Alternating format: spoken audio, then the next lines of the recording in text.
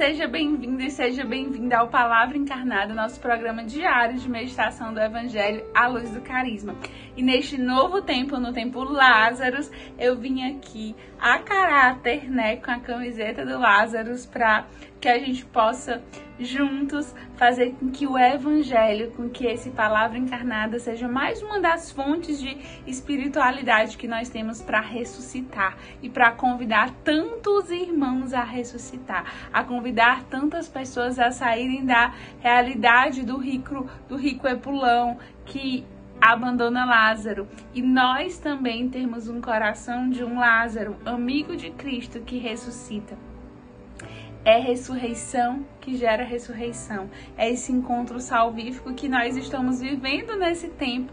E o Palavra Encarnada tinha que ser claro nesse tom de Lázaros, né? Nesse tom de ressurreição, com todo esse significado desse novo tempo. E hoje, nessa quinta-feira, nós vamos meditar o Evangelho de São João, capítulo 3, versículos de 13 a 17. Mas antes de fazer a leitura e meditação do Evangelho, vamos convidar o Espírito Santo para que ele se faça presente, para que ele nos ajude a ouvir, a compreender e a encarnar essa palavra nas nossas vidas. Vamos então à leitura do Evangelho. Naquele tempo, disse Jesus a Nicodemos: ninguém subiu ao céu a não ser aquele que desceu do céu, o Filho do Homem. Do mesmo modo como Moisés levantou a serpente no deserto, assim é necessário que o Filho do Homem seja levantado, para que todos os que nele crerem tenham a vida eterna. Pois Deus amou tanto o mundo que deu seu Filho unigênito, para que não morra todo o que nele crê, mas tenha a vida eterna. De fato, Deus não enviou o seu Filho ao mundo para condenar o mundo, mas para que o mundo seja salvo por ele. Palavra da salvação, glória a vós, Senhor. Hoje, meus irmãos, nós estamos na festa da exaltação da Santa Cruz. E a igreja nos propõe um evangelho em que Jesus conversa com Nicodemos e explica sobre o sentido da cruz. E Jesus faz uma comparação com a serpente, né, de bronze que Moisés levantou lá no deserto, a estátua de uma serpente. Se você não lembra dessa história lá do Antigo Testamento, né, eu vou contar para você rapidamente o que aconteceu. O povo de Deus caminhava pelo deserto, liderado por Moisés, e eles começam, né, em um momento de fraqueza, de falta de fé, eles começam a ser atacados por muitas serpentes. Então as pessoas, elas eram picadas pelas serpentes e elas morriam, elas adoeciam, né, elas eram prejudicadas naquela situação. E elas começaram a ficar desesperadas e a recorrer, né, recorreram para Moisés, e Moisés pediu a Deus e Deus disse: olha, para que o povo se livre desse mal, desses males, disso que leva à morte, que são essas serpentes, ergue uma serpente de bronze, uma estátua de uma serpente, e as pessoas que são picadas, então elas olharão para a serpente de bronze e elas ficarão curadas. E Moisés fez isso, e o povo que era picado pela serpente olhava para a serpente de bronze e ficava curado. Ou seja, aquela serpente elevada era via de salvação. Quem não olhasse para ela, quem não contemplasse ali aquela serpente, ele iria morrer da picada da serpente. O que era a serpente naquele tempo? São todos os pecados, todos esses impulsos do mundo que vão chegando pra gente e vão tentando nos matar, e vão tentando nos derrubar, e vão tentando nos tirar do caminho. Veja bem, o povo de Deus estava a caminho. O povo de Deus era liderado por Moisés.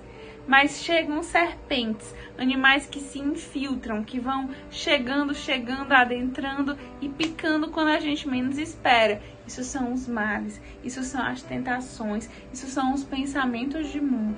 E qual era a saída? Olhar para a serpente. Atualizando, né, essa tal dessa serpente.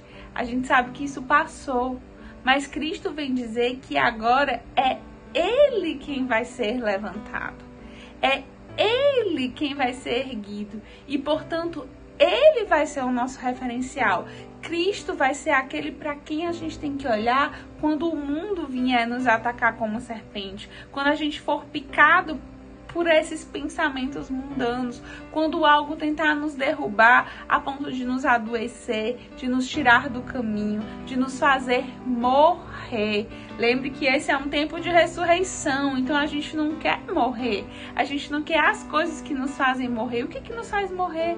O pecado, o orgulho, a vaidade. É o pecado, é o orgulho, a vaidade que nos prende, que cria amarras, que nos coloca numa prisão construída por nós mesmos, que nos coloca num sepulcro.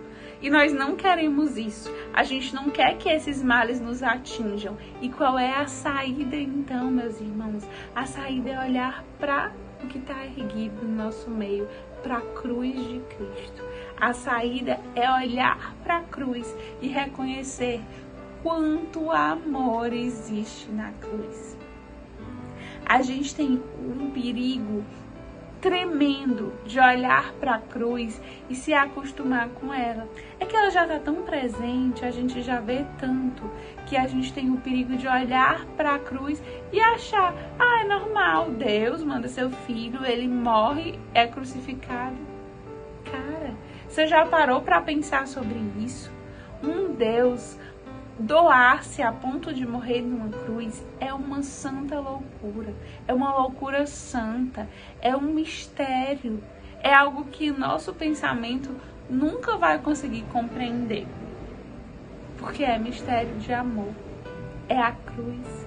E o outro erro é a gente olhar para a cruz simplesmente com o olhar da dor, do sofrimento e querer às vezes até afastar a cruz, tirar a cruz de perto da gente, não viver aquela realidade.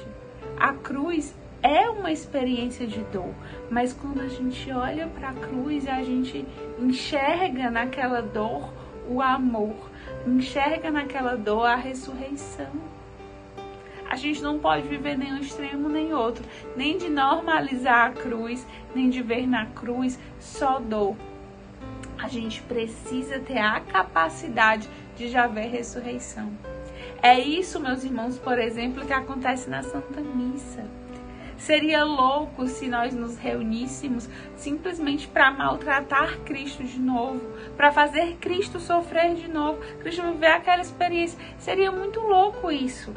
A gente celebra a memória da paixão, da morte e ressurreição de Cristo, porque a gente já enxerga ali também a ressurreição e nós desejamos ressuscitar com Cristo. Quando a gente olha para Jesus encarnado ali no mais pobre, a gente vê ali o nosso referencial, esse lugar que nos salva. É como a serpente erguida, é a presença do Cristo, do nosso eixo estruturante, daquele que nos salva, que nos tira da soberba, do pecado, da indiferença. É olhar Cristo abandonado, mas quando a gente olha ali, a gente também já enxerga a ressurreição, pelo menos aquela possibilidade de ressurreição.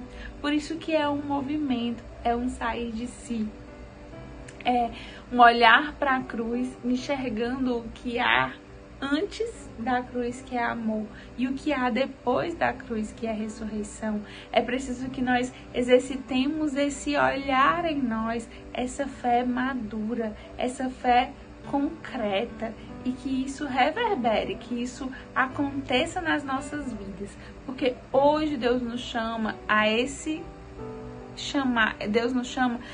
movimento, olhar para a cruz, que é o nosso referencial, e desejarmos unir o nosso coração ao coração do Cristo, nos abaixar, amar igual a Ele, nos colocar a serviço, à disposição, mesmo que a gente fique desfigurado, é nos doar.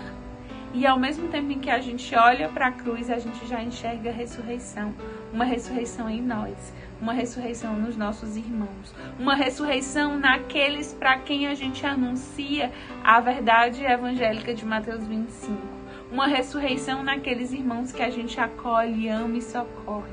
Uma ressurreição naqueles que se dispõem a gastar um tempo como voluntário, a frequentar um dos grupos de oração. Uma ressurreição em comunidade, um povo que ressuscita, um povo que é Lázaro e um povo que ama também o Lázaro abandonado, que é a presença do Cristo também ali. Um povo que é amigo do Cristo e que não se deixa prender no seu sepulcro, mas que sai, que vai para fora, que sai em missão, que ressuscita. Que a cruz seja a nossa luz, que a cruz seja o nosso referencial de amor, de doação, de descida e um caminho, então, para a nossa ressurreição. Que o Senhor nos abençoe.